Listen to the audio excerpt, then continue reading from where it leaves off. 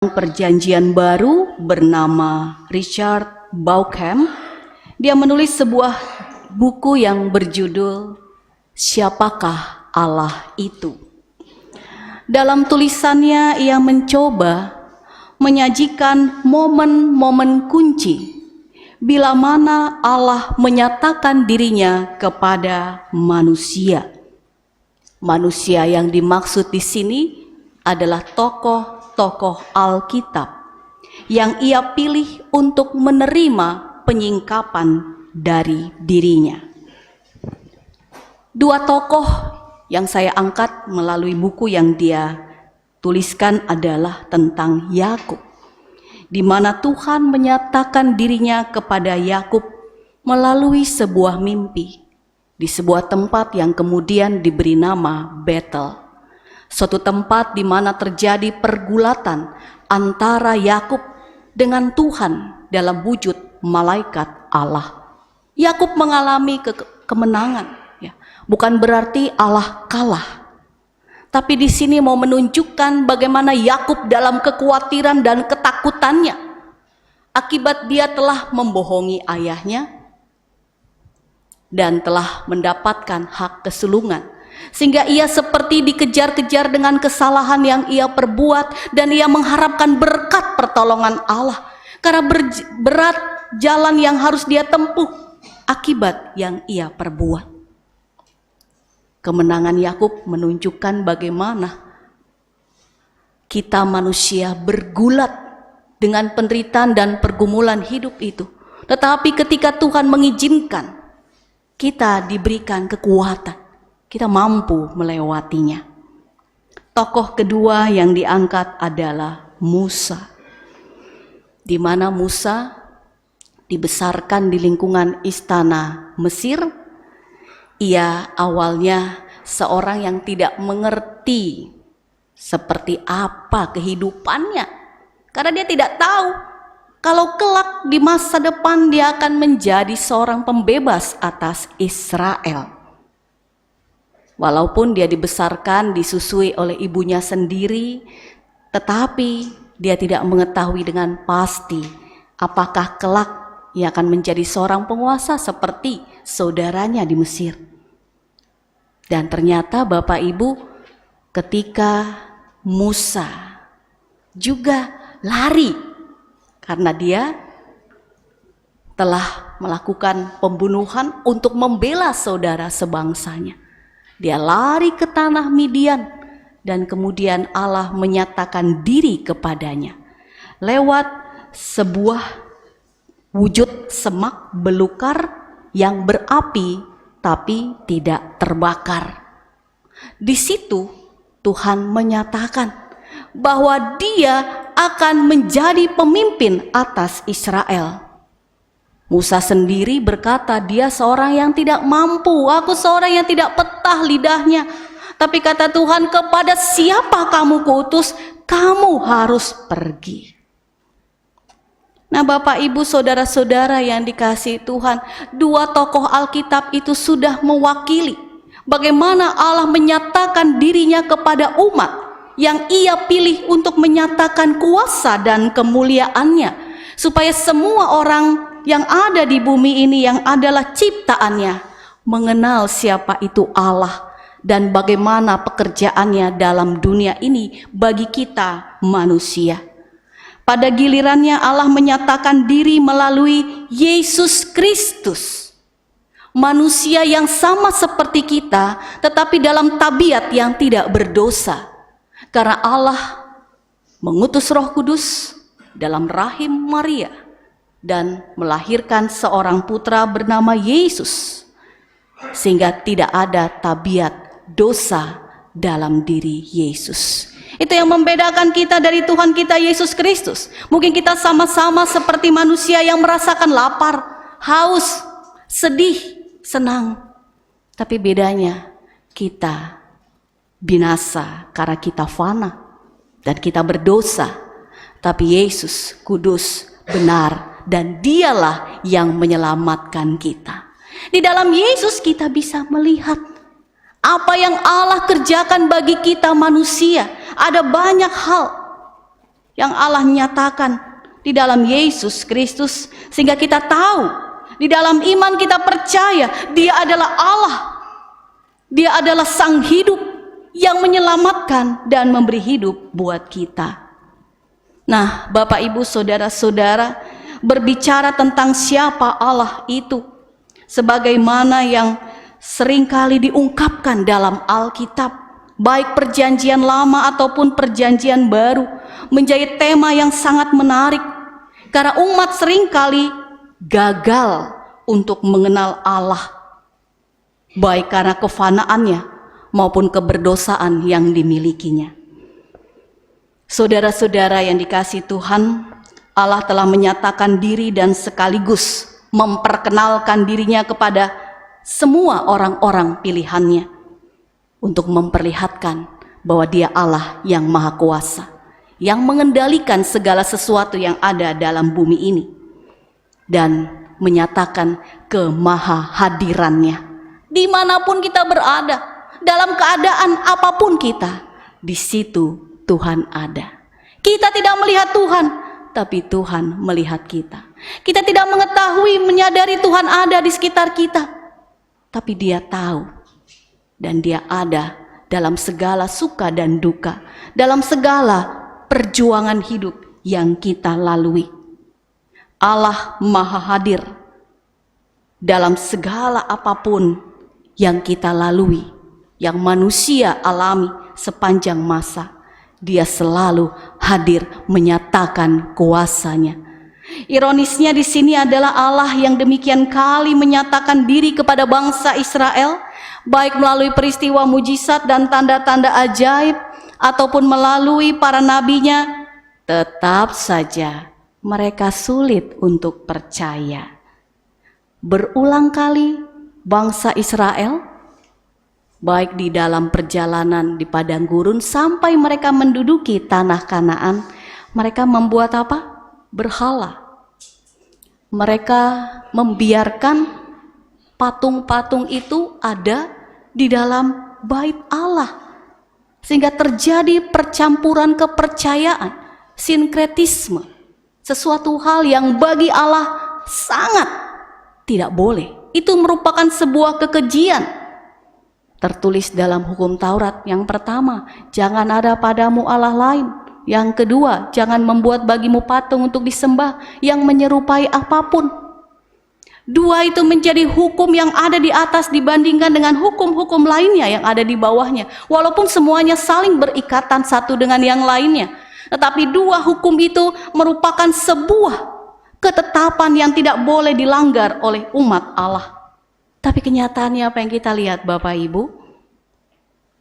Umat Israel kita sekalian, tanpa kita sadari kadang, kita membiarkan berhala-berhala itu menguasai kehidupan kita. Pertanyaannya, mengapa bangsa Israel seringkali jatuh dalam penyembahan berhala? Apakah karena Allah tidak terlihat? Atau mungkin kita sulit mendapatkan jawaban karena bangsa Israel hidup dalam konteks yang berbeda, dalam kurun waktu yang berbeda dengan kita. Kita bisa tanya pada diri kita sendiri, mengapa kita kadangkala atau mungkin seringkali sulit untuk percaya kepada Allah dalam setiap perkara kehidupan yang sedang kita alami, yang sedang kita jalani saat ini, yang kita pandang begitu berat, begitu menyesakkan kita. Kita seringkali terhalang pandangan kita untuk melihat Allah di depan sana karena beratnya pergumulan hidup. Atau mungkin karena kita lebih mengikuti kemauan diri kita, sehingga kita tidak dapat menjangkau Allah dan apa yang sedang Ia siapkan buat kita. Nah, Bapak Ibu Saudara-saudara, dalam konteks bacaan saat ini melalui tulisan Nabi Yeremia, sang nabi hendak memperlihatkan kedegilan hati umat yang cenderung mentautkan dirinya, hatinya kepada berhala-berhala asing, bukan pada Allah yang telah setia menyertai perjalanan hidup mereka. Bayangkan, Mereka sudah bisa merebut kota Kanaan. Satu persatu suku-suku bangsa yang ada di sana bisa ditaklukkan. Siapa mereka? Mereka orang yang baru keluar dari padang gurun dalam perjalanan dari Mesir ke Kanaan. Tidak memiliki perlengkapan perang yang banyak. Untuk bercocok tanam itu pun tidak bisa. Sehingga mereka hanya mengandalkan mana daripada Tuhan untuk makan setiap hari. Tidak boleh babungkus Bapak Ibu, ya. Waktu di padang gurun nggak ada bangsa Israel membungkus atau menyisakan, mengambil lebih dan sisa buat nanti atau buat besok. Nggak ada. Apa yang terjadi? Busuk makanannya, berulat, ya. Itu mengajarkan bahwa setiap hari mereka harus mengandalkan Tuhan. Nah, mereka sudah melihat perbuatan ajaib Tuhan, tapi kok masih mereka jatuh untuk membuat berhala dari patung, tanah atau logam mulia yang sama sekali tidak berkuasa apa-apa untuk melepaskan mereka dari tangan para musuh. Tuhan hanya minta berpesan kepada mereka melalui para nabi-nabinya, percaya Tuhan akan menyelamatkan mereka, Tuhan akan menolong mereka. Saat itu dunia politik begitu berat karena bangsa-bangsa besar ingin mencaplok wilayah Kanaan tempat Israel. Bangsa Mesir, Babel, Asyur, bangsa yang besar ingin memperebutkan wilayah di timur dekat kuno saat itu. Israel terjepit. Cuman diminta oleh Tuhan, percaya, jangan memberontak. Akan ada waktu Tuhan. Tapi yang terjadi Bapak Ibu, mereka lebih mendengarkan nubuatan, nasihat nabi palsu. Ada nabi palsu bernama Hananya yang menyatakan bahwa bangsa Babel yang menyerang Israel dan mengambil perkakas bait Allah itu hanya 2 tahun. Sudah nggak apa-apa, tenang-tenang saja. Sementara Nabi Yeremia menubuatkan bahwa berita penghukuman akan segera datang kalau Israel tidak bertobat. Dan kalau mereka jatuh dalam tanah pembuangan, dihukum Tuhan bukan cuma 2-3 tahun, tapi 70 tahun. Ada yang mau Bapak Ibu? Menderita 70 tahun lamanya, dibuang? Gak ada yang mau. Umat lebih percaya yang 2 tahun, yang artinya itu seringkali mewakili kehidupan kita. Kalau kita menderita jangan lama-lama Tuhan. Kalau perlu jangan biarkan penderitaan mengisi kehidupan saya. Karena saya adalah orang yang sering melayani Tuhan. Saya orang yang setia kepada Tuhan. Kita sering tawar-menawar dengan Tuhan dalam hidup ini. Ketika terjadi sesuatu yang tidak bisa atau tidak mau kita terima. Nah, seringkali kegagalan kita untuk percaya kepada Allah bukan saja karena kita tidak mampu melihat Allah, tetapi karena kita melihat apa yang kita terima tidak sesuai dengan apa yang kita inginkan, sehingga kita menolak Allah dan tidak mau percaya kalau penderitaan yang Allah izinkan terjadi adalah demi kebaikan kita, kita tidak bisa menerimanya. Bagi kita, dalam persepsi kita Allah itu baik, sehingga apa yang Ia berikan itu harus yang baik. Baik menurut ukuran pikiran kita, yang menyenangkan hati kita, yang menyamankan kehidupan kita. Kalau tidak, kita akan menolak Tuhan dan menyatakan ini bukan dari Tuhan. Nah, Bapak Ibu saudara-saudara yang dikasihi Tuhan, apakah selamanya kita anak-anak Tuhan akan hidup dalam penderitaan? Tuhan kita saja menderita buat kita. Bagaimana kita pengikutnya tidak menderita buat Dia? Kita menolak penderitaan itu. Tidak bisa. Bedanya kita sebagai anak-anak Tuhan, ketika kita menderita, kita diberikan kekuatan, pertolongan, dan kelak pemulihan. Yesus pernah berkata, marilah kepadaku semua yang letih, lesu, dan berbeban berat, aku akan memberikan kelegaan kepadamu. Yang kalau kita sandingkan dengan bacaan kita, di dalam ayat 3 mengatakan, sebab sesungguhnya waktunya akan datang, demikianlah firman Tuhan, bahwa aku akan memulihkan keadaan umatku Israel dan Yehuda. Ada waktu Tuhan. Mungkin ada kesempatan yang Ia izinkan terjadi. Kita menderita, mengalami berbagai tantangan. Kita sakit, kita gagal, kita jatuh, kita terkena diskriminasi. Mungkin kita difitnah, mungkin kita dibenci, atau diberikan jebakan-jebakan supaya kita jatuh, gagal, tergeletak. Tetapi kita punya Tuhan yang Maha Kuasa, yang Dia tahu rancangan yang ada pada Dia untuk kita.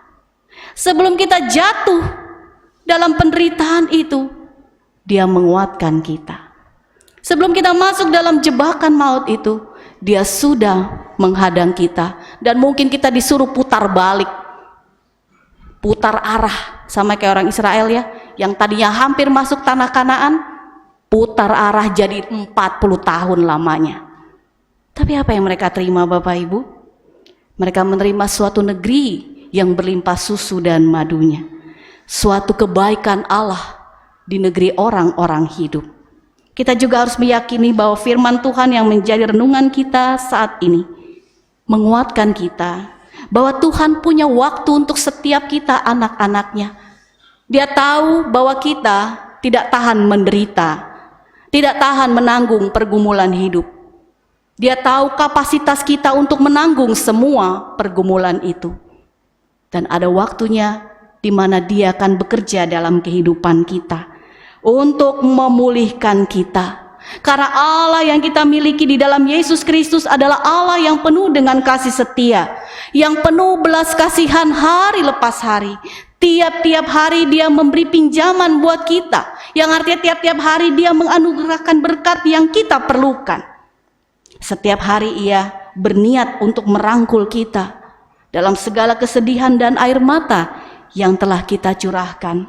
Setiap hari Allah mengampuni mereka yang bersalah, dan Dia menyatakan keadilan dengan menghakimi mereka yang fasik, supaya tidak terus-menerus menyesatkan orang-orang benar. Nah Bapak Ibu, ada sebuah lagu pop rohani. Saya kan gak bisa nyanyi ya, Bapak Ibu yang nyanyi ya. Nah, judul lagunya Waktu Tuhan Pasti Yang Terbaik. Bapak Ibu tahu lagunya?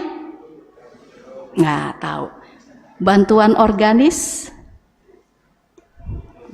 Bila Kau izinkan sesuatu terjadi, ku percaya semua untuk kebaikanku. Bila nanti telah tiba waktuku, ku percaya kuasa-Mu memulihkan hidupku.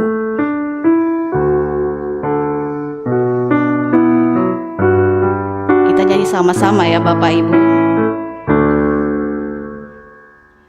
Bila izinkan sesuatu terjadi,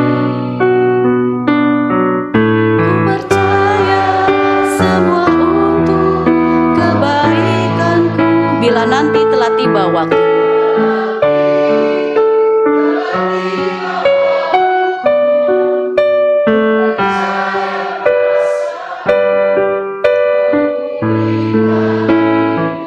waktu Tuhan pasti yang terbaik. Waktu Tuhan pasti yang terbaik. Walau kadang tak mudah dimengerti.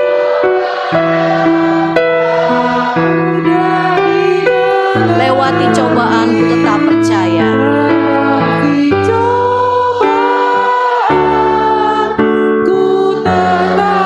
Waktu Tuhan pasti yang terbaik.